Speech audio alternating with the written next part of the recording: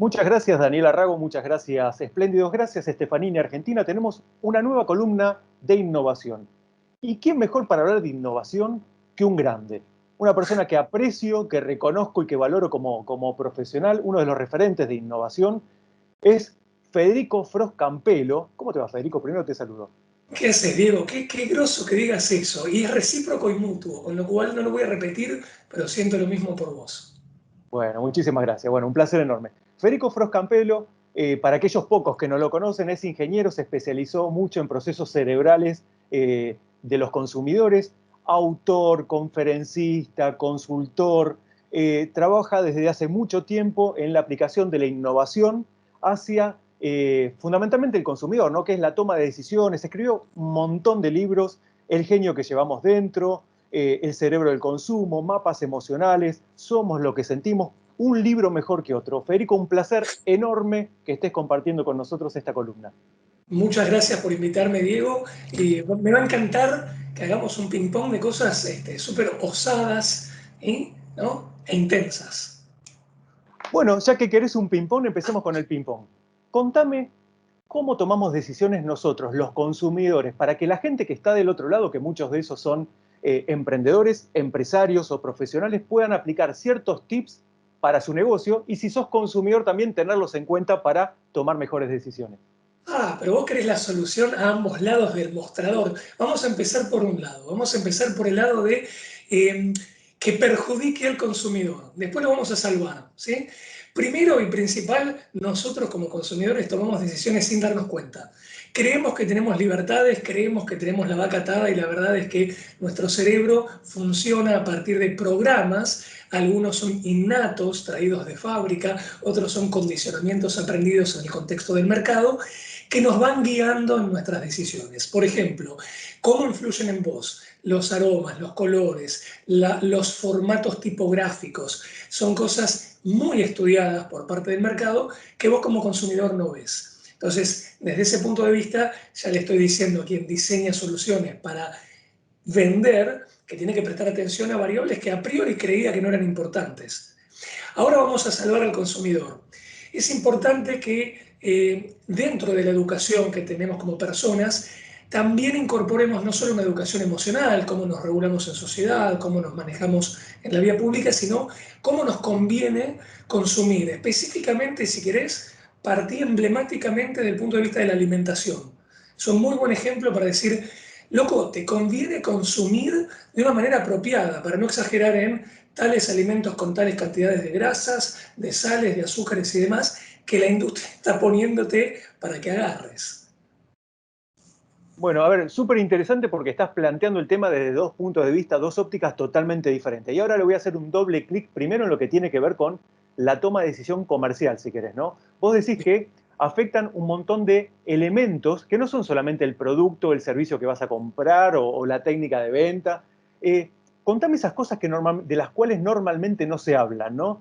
Nombraste los aromas. ¿Cuán importante es el olfato, el aroma en la toma de decisión, incluso en modelos de negocios donde uno dice, bueno, a ver, no necesariamente tiene que ser una panadería o una perfumería, ¿no? Contame un poquito sobre eso. Exactamente. De hecho, te voy a hacer una brevísima introducción y voy a pasar a un tema que te va a gustar mucho más.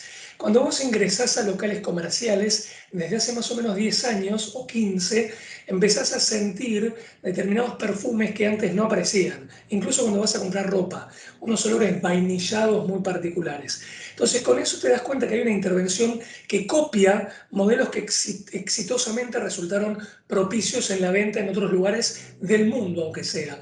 Otros hacen las grandes inversiones de neurociencia y marketing y uno puede beneficiarse como negocio de esas lecciones aprendidas por los demás que a machetazos rompieron la selva del mercado y aprendieron. Pero quiero que veas un ejemplo por antonomasia que a mí me encanta mencionar, Diego, que es los dibujitos de animalitos y de cachorritos. Es decir, incorporar algo que no tiene nada que ver con el producto en un producto. Y un ejemplo emblemático fue en el año 2000, el director de marketing del Makoto Bank en Taipei, Tailandia. Lo que el tipo hace es poner un dibujito de Hello Kitty en una tarjeta de crédito, a efecto de convertir más personas y aumentar líneas de crédito. Mira, las tarjetas de crédito eran muy aburridas hasta el 2000, eran de colores corporativos o del color estándar de los nombres de las tarjetas. Aparece Hello Kitty y es un boom en el mercado, porque todos quieren tener la tarjeta de Hello Kitty. Y vos fijate que eso significa que podés intervenir en un producto, como vos bien acabas de apreciar, con variables que tienen que ver mucho más con cómo funciona el cerebro humano de fábrica, con preferencia por dibujitos de animalitos y cachorritos, que por obsesionarte con una explicación de cómo financieramente podés amortizar un préstamo con el método francés, por ejemplo. Y eso es apasionante, porque el campo de cómo influir en un consumidor se abre a niveles de ciencia del comportamiento y psicología científica. Bueno, eso, a ver, pensemos hoy en un mundo digital donde los vínculos personales se vieron afectados obviamente por la pandemia y donde muchos van a seguir siéndose afectados porque la gente, todos nosotros, aprendimos a comprar, a decidir, a capacitarnos a la distancia, ¿no? Sin embargo, por eso que estás diciendo vos, la emoción sigue siendo un factor fundamental, un elemento clave para que la gente tome esa decisión. Y la pregunta es, ¿qué tips podríamos dar, si podemos mencionar algunos, para generar esa mayor emocionalidad cuando una persona tiene o un producto o servicio para vender? Bien, recordad que uno no va a los médicos, o mejor dicho, uno no vuelve a los médicos que saben, sino a los médicos que le caen bien. Uno no vuelve al bar con el mozo que es prolijo y discursivamente perfecto, sino con el mozo que te cae bien. Entonces, desde ese punto de vista, se ha potenciado la necesidad de generar vínculos empáticos con el cliente. Las marcas que empezaron a ganar con la pandemia es la marca que dice, no me voy a dedicar a obscenamente rapiñar todo el dinero que pueda del mercado y vaciarte los bolsillos para enriquecerme. Prefiero resignar ingresos, pero acompañarte en un largo plazo que me asegura a vos que yo te garantizo que estoy pendiente de lo que vos estás sintiendo.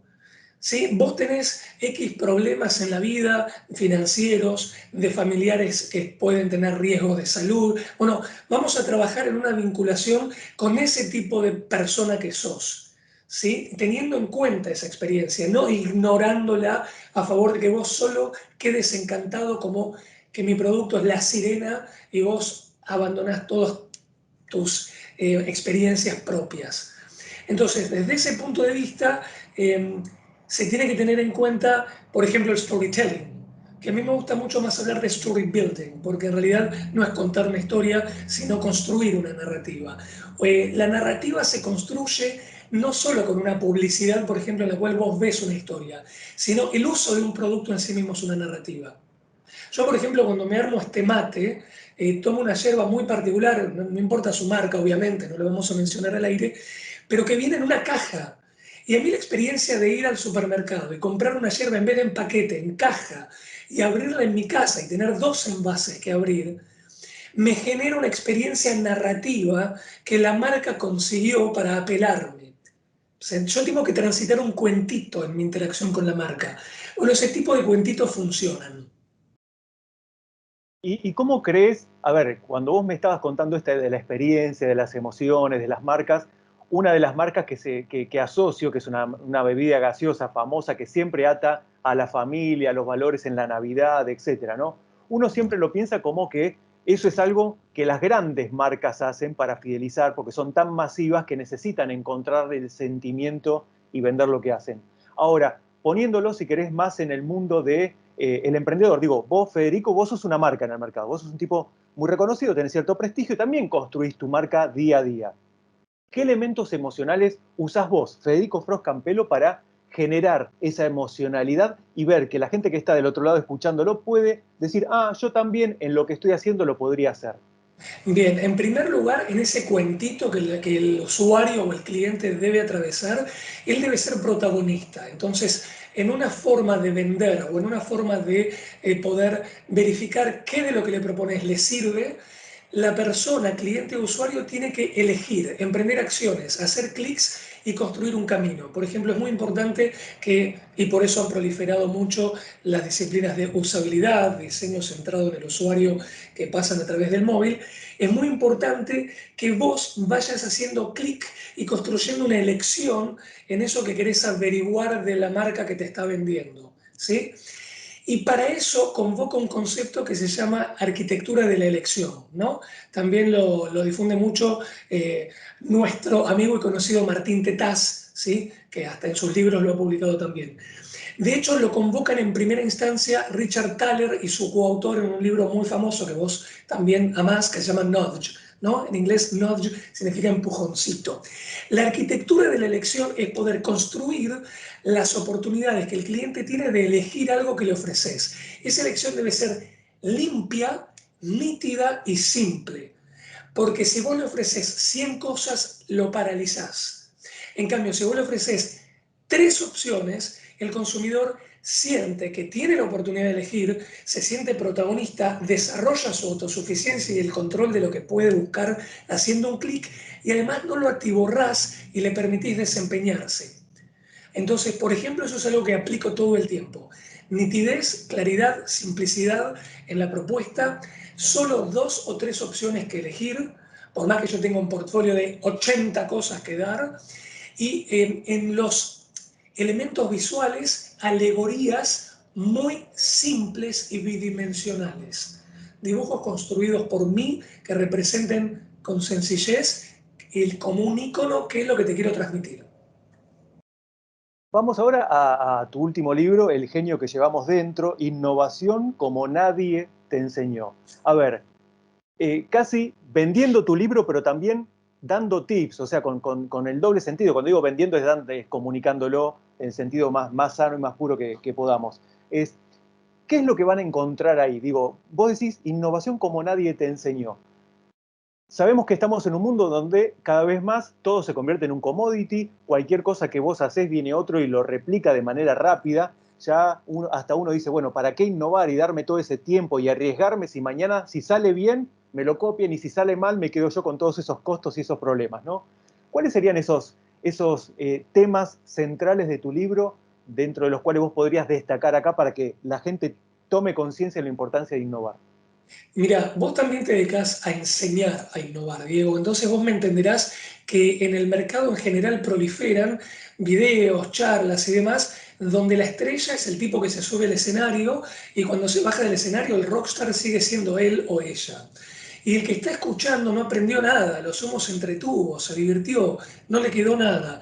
Entonces la premisa es, ¿cómo podemos hacer para la persona que vive en Calamuchita, Córdoba, en Bursaco, provincia de Buenos Aires, conurbano bonaerense, o en Positos, Uruguay, en Barranquilla, Colombia, donde sea, pueda en el negocio que esté realmente implementar cosas que le permitan innovar? Bueno, hay que seguir un método y el núcleo central de mi propuesta en ese libro es un método. Nadie nos dice que para innovar tenemos que tener método. Pensamos que tenemos que ser genios locos o tener millones de dólares en el banco. En realidad, más allá de que facilita tener millones de dólares en el banco, es algo contextual en el cual no podemos incidir, pero sí podemos incidir en trabajar metódicamente. Y el concepto de método, vos fíjate que revolucionó la industria ponja japonesa, y lo digo con orgullo, los ponjas, viste, son admirados por mí, los japoneses. El orden en la industria, en el orden de la conducta, cómo trabajar ordenadamente, eso cambió todo. Y un método entonces para innovar te va a permitir que se te ocurran cosas que no se te ocurrieron. Y lo último que digo respecto al método es, para no hacer muy larga la respuesta, que esos 5 pasos que yo propongo en lo que llamo innovación cognitiva, cognición, cerebralmente entender el mundo, son pasos que tu cerebro hace todo el tiempo, te des cuenta o no. Cosas como precisamente hacer analogías. Recién en nuestro diálogo hicimos analogías, describimos algo en función de otra cosa. Bueno, ese tipo de cosas que tu mente hace todo el tiempo, si vos echas mano a eso y oportunamente lo secuencias de manera apropiada, vas a poder ejercitar una secuencia que no te exige a vos estudiar ingeniería en 6 años. La puedes ejercitar ahora, te lleva 2 horas producir algo distinto.